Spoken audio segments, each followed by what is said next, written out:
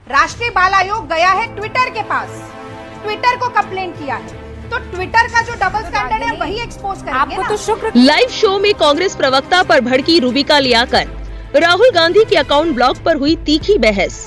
Micro blogging site Twitter ने राहुल गांधी समेत कांग्रेस के कई नेताओं और कांग्रेस के मुख्य ट्विटर अकाउंट को ब्लॉक कर दिया है। पिछले शुक्रवार को राहुल गांधी ने दिल्ली में 9 साल की बलात्कार और हत्या पीड़िता के रिश्तेदारों की पहचान को एक ट्वीट में उजागर कर दिया था। ट्विटर ने उनके ट्वीट को हटा दिया था और उनका अकाउंट भी ब्लॉक कर दिया गया था।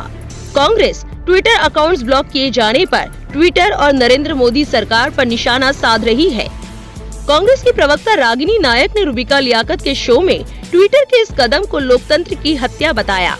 एबीपी न्यूज के डिबेट शो हुंकार में रागिनी नायक ने कहा कि बाल आयोग ने कोई एफआईआर नहीं की और वो ट्विटर के पास चला गया, जिस पर रूबिका लियाकत ने कहा कि एफआईआर नहीं हुई, इसके लिए तो उन्हें शुक्र मनाना चाहिए।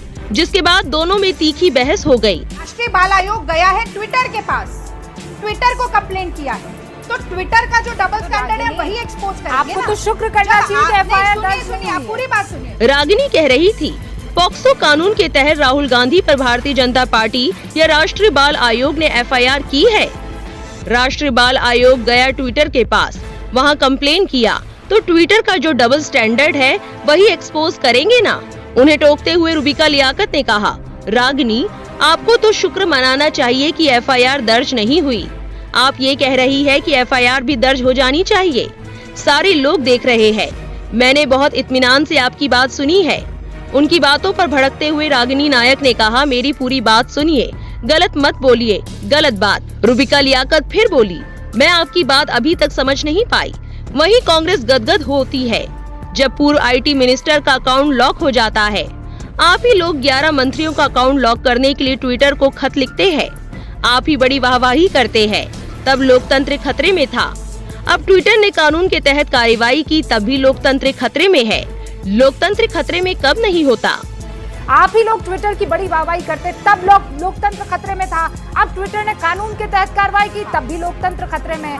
भाई लोकतंत्र कब खतरे में नहीं होता है? रागिनी जवाब में रागिनी नायक ने कहा, अगर आप कानून के एक पहलू के उल्लंघन की बात कर रही है तो उस देश की कानून का इस्तेमाल कर कार्रवाई तो होगी ही।